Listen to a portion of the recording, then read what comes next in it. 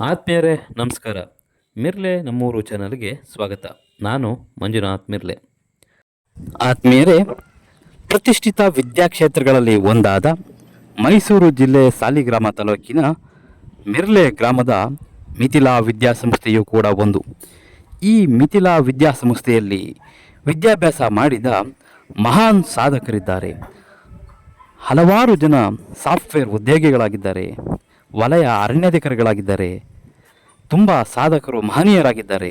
ಇಂಥ ಮಹಾನ್ ಸಾಧಕರು ಓದಿದ ಈ ಶಾಲೆ ಮಿಥಿಲಾ ವಿದ್ಯಾಸಂಸ್ಥೆ ನಡೆದು ಬಂದ ಹಾದಿಯ ಬಗ್ಗೆ ಇದರ ಗೌರವ ಕಾರ್ಯದರ್ಶಿಯಾಗಿರುವ MB ಲೋಕನಾಥ್ ಅವರು ಸಂಪೂರ್ಣ ವಿವರವನ್ನು ನೀಡುತ್ತಾರೆ. ಮಿಥಿಲಾ ವಿದ್ಯಾಸಂಸ್ಥೆ ಮಿರ್ಲೆ, ಸಾಲಿಗ್ರಾಮ ತಾಲೂಕು, ಮೈಸೂರು ಜಿಲ್ಲೆ 1980ರಲ್ಲಿ ಪ್ರಾರಂಭವಾಗಿದ್ದು ಅಂದಿನಿಂದ ಇಲ್ಲಿಯವರೆಗೂ ಸಹ ಒಂದು ಗೌರವ ಕಾರ್ಯದರ್ಶಿಯಾಗಿ MB ಲೋಕನಾಥ್ ಆದ ನಾನು ಕಾರ್ಯನಿರ್ವಹಿಸ್ತಾ ಇದ್ದೀನಿ.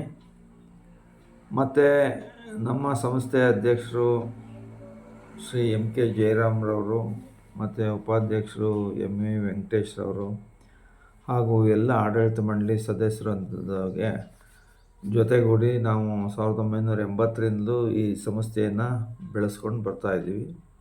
ಈ ಸಂಸ್ಥೆಯಲ್ಲಿ LKGಯಿಂದ 10ನೇ ತರಗತಿಯವರೆಗೆ ಇಂಗ್ಲೀಷ್ ಮೀಡಿಯಮ್ ಶಿಕ್ಷಣದ ಒಂದು ಸೌಲಭ್ಯ ಇದೆ.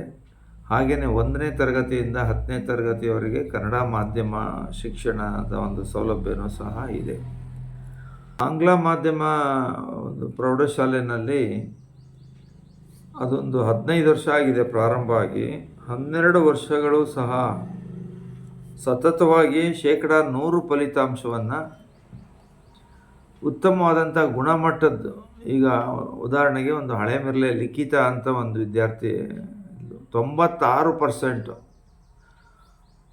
ಫಲಿತಾಂಶವನ್ನು ಆಕೆ ಪಡೆದು ಇಲ್ಲಿ ನಾವು SLCನಲ್ಲಿ ಹೆಚ್ಚು ಅಂಕ ಗಳಿಸಿದಂಥ ವಿದ್ಯಾರ್ಥಿಗಳಿಗೆ, ಕನ್ನಡ ಮಾಧ್ಯಮದ ವಿದ್ಯಾರ್ಥಿಗೂ ಸಹ 5,000 ರೂಪಾಯಿ ನಗದು ಬಹುಮಾನ ಕೊಡ್ತೀವಿ. ಇಂಗ್ಲೀಷ್ ಮಾಧ್ಯಮದ ಹೆಚ್ಚು ಅಂಕ ಗಳಿಸಿದಂಥವ್ರಿಗೂ ಸಹ 5,000 ರೂಪಾಯಿ ಬಹುಮಾನ ಕೊಡ್ತೀವಿ. ಆ ಬಹುಮಾನನ ಆಕೆ ಪಡೆದಿತ್ತು. ಮತ್ತು ಏನು ಕ್ವಾಲಿಟಿ ಎಜುಕೇಷನ್ ಏನು ಕೊಡ್ತಾಯಿದ್ದೀವಿ ಅನ್ನೋದ್ರ ಬಗ್ಗೆ ನಮ್ಮಲ್ಲಿ ಎಲ್ಲ ಮೂಲಭೂತ ಸೌಲಭ್ಯಗಳು ಸಹ ನಮ್ಮ ಆಡಳಿತ ಮಂಡಳಿ ಒದಗಿಸಿದೆ. ಇದು ಶಾಲಾ ಕಟ್ಟಡ, ಆಟದ ಮೈದಾನ, ಒಂದು ಸುಸಜ್ಜಿತವಾದಂಥ ಶೌಚಾಲಯ, ಮೂತ್ರಾಲಯ ಮತ್ತು ಶುದ್ಧ ಕುಡಿಯುವ ನೀರಿನ ಒಂದು ಸೌಲಭ್ಯವನ್ನು, ಮಕ್ಕಳ ಒಂದು ರಕ್ಷಣೆಯ ದೃಷ್ಟಿಯಿಂದ CC ಕ್ಯಾಮ್ರಾಗಳನ್ನು ಸಹ ಅಳವಡಿಸಿದ್ದೀವಿ ಶಾಲಾ ಆವರಣದಲ್ಲಿ. ಮತ್ತು ಅಗ್ನಿನಂದಕ ಸುರಕ್ಷತೆಗೋಸ್ಕರ ಆ ಅಗ್ನಿನಂದಕ ಯಂತ್ರಗಳನ್ನು ಸಹ ಈ ಶಾಲೆಯಲ್ಲಿ ಅಳವಡಿಸಿದ್ದೀವಿ. ಪುಸ್ತಕ ಭಂಡಾರದ ಜೊತೆಗೆ ರೀಡಿಂಗ್ ರೂಮ್, ಅಂದರೆ ವಿದ್ಯಾರ್ಥಿಗಳು ಕುಳಿತು ಓದುವಂಥದ್ದು ಪುಸ್ತಕಗಳನ್ನು, ಅದನ್ನೇ ಒಂದು ಪ್ರತ್ಯೇಕವಾಗಿ ಇಟ್ಟಿದ್ದೀವಿ. ಪ್ರಯೋಗಶಾಲೆ ಇದೆ, ಮತ್ತು ಕ್ರೀಡಾಲಯ ಇದೆ, ಮತ್ತು ಕಂಪ್ಯೂಟರ್ ಶಿಕ್ಷಣ ಇದೆ. ಅದಕ್ಕೋಸ್ಕರ ಕಂಪ್ಯೂಟರ್ ಲ್ಯಾಬ್ ಸಪ್ರೇಟ್ ಆಗಿದೆ. ಅದರ ಜೊತೆ ಸ್ಮಾರ್ಟ್ ಕ್ಲಾಸನ್ನು ಸಹ ಒಂದು ಸೌಲಭ್ಯವನ್ನು ಒದಗಿಸ್ತಾ ಇದ್ದೀವಿ. ಎಲ್ಲ ತರಗತಿಗಳಿಗೂ ಸಹ ಪೀಠೋಪಕರಣಗಳಿದೆ. ಎಲ್ಲ MSc B.Ed MA B.Ed ಅಧ್ಯಾಪಕರ ಅವರು ಸತತವಾಗಿ 15 ವರ್ಷದಿಂದ ಇಲ್ಲಿ ಸೇವೆ ಮಾಡ್ತಾ ಇದ್ದಾರೆ. ನಾವು ಇದರ ಉದ್ದೇಶ ಏನು ಅಂತ ಅಂದರೆ, ವಿದ್ಯಾರ್ಥಿಗಳಿಗೆ ಒಳ್ಳೆಯ ಗುಣಮಟ್ಟದ ಶಿಕ್ಷಣ ಕೊಡಬೇಕು. ಮಕ್ಕಳಲ್ಲಿ ಒಂದು ಶಿಸ್ತನ್ನು ನಾವು ಪ್ರಾಥಮಿಕ ಹಂತದಿಂದಲೇ ಕಲಿಸ್ಬೇಕು, ಆ ಒಂದು ಶಿಸ್ತನ್ನು ತರಬೇಕು ಅನ್ನೋ ಉದ್ದೇಶದಿಂದನೇ ನಾವು ಈ ಶಾಲೆನ ಪ್ರಾರಂಭ ಮಾಡಿರ್ತಕ್ಕಂಥದ್ದು. ಇದು 4 ಶಾಲೆಗಳಲ್ಲಿ ಮುಖ್ಯ ಶಿಕ್ಷಕರು ಮತ್ತು ಎಲ್ಲ ಬೋಧಕ ವರ್ಗದವರು ಕೂಡ ತುಂಬ ಗಮನವಹಿಸಿ, ಮುತುವರ್ಜಿ ವಹಿಸಿ ಮಕ್ಕಳಿಗೆ ಒಳ್ಳೆಯ ಬೋಧನೆಯನ್ನು ಮಾಡ್ತಾರೆ. ಅದರ ಬಗ್ಗೆ ಯಾವ ಒಂದು ಸಂದೇಹವೂ ಇಲ್ಲ. ನಾವು ಪ್ರತಿದಿನ ಬಂದು ತರಗತಿ ಒಳಗಡೆ ಹೋಗಿ ನಾನು ಅದನ್ನು ಗಮನಿಸಿ ಏನಾದ್ರು ನ್ಯೂನ್ಯತೆ ಇದ್ದರೆ ಅಲ್ಲೇ ತಿದ್ದುವಂಥ ಕೆಲಸನ ನಾನು ಪ್ರತಿದಿನ ಮಾಡ್ತಾಯಿದ್ದೀನಿ.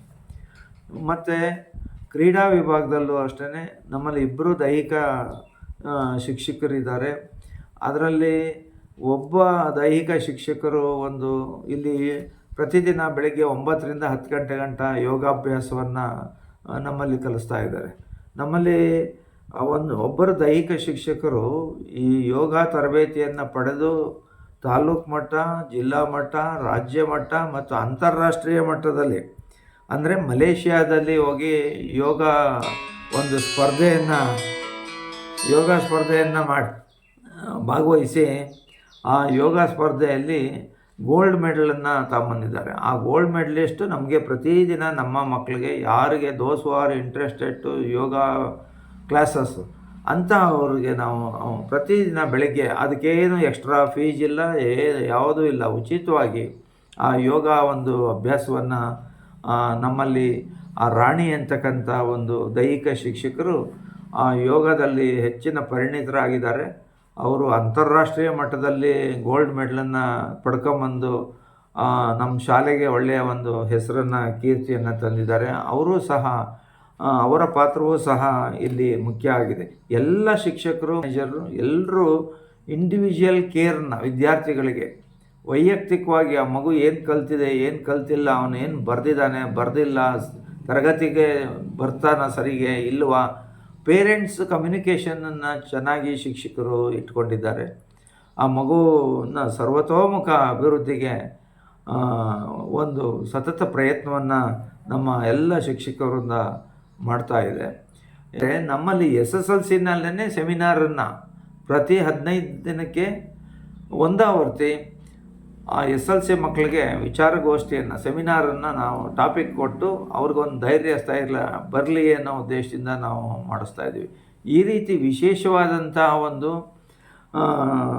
ಶಿಕ್ಷಣವನ್ನು ನಮ್ಮಲ್ಲಿ ಕೊಡ್ತಾ ಇದ್ದೀವಿ. ಸೊ ಇದಕ್ಕೆ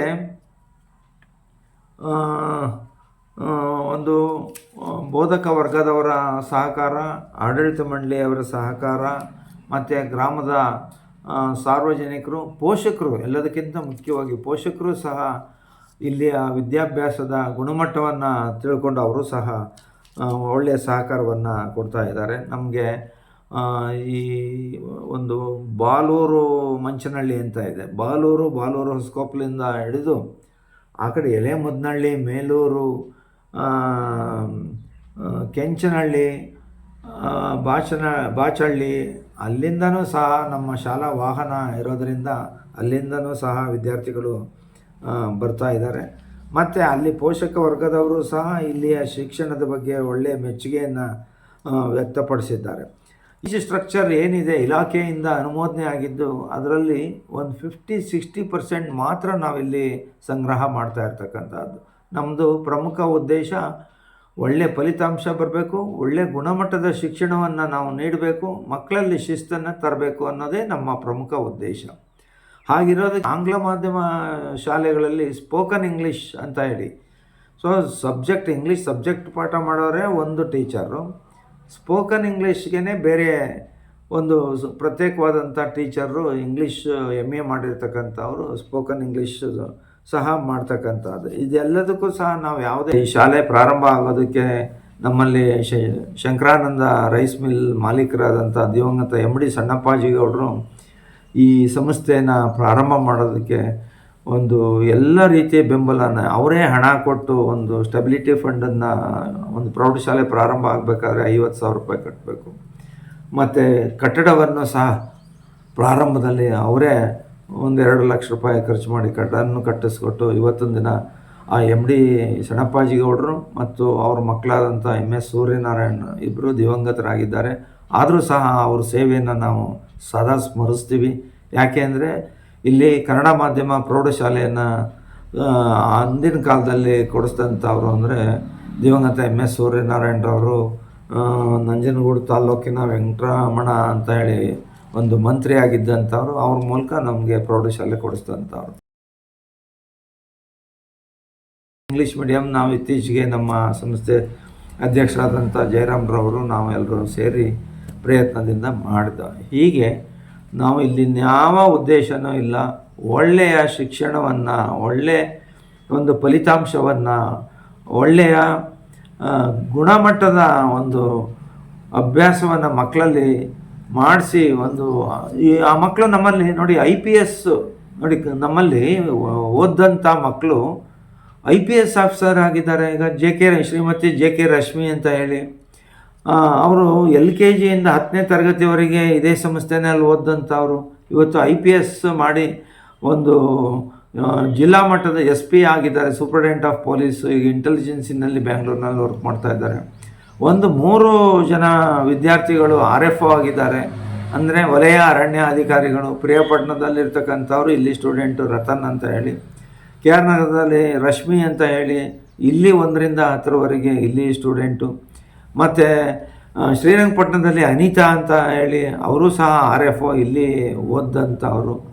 ಮತ್ತು ಸಾಫ್ಟ್ವೇರ್ ಇಂಜಿನಿಯರ್, ಈಗ ನಮ್ಮ ಉದಾಹರಣೆಗೆ ಹೇಳಬೇಕು ಅಂತಂದರೆ ಅನಿಲ್ ಕುಮಾರ್ ಅಂತ ಹೇಳಿ ನಮ್ಮೂರಿನಲ್ಲೇ SLCನಲ್ಲಿ ಉತ್ತಮ ಅಂಕ ಪಡೆದು LKG ಇಂದ 10ರವರೆಗೆ ಓದಿ ಇವತ್ತು ಬೆಂಗಳೂರು ಇನ್ಫೋಸಿಸಲ್ಲಿ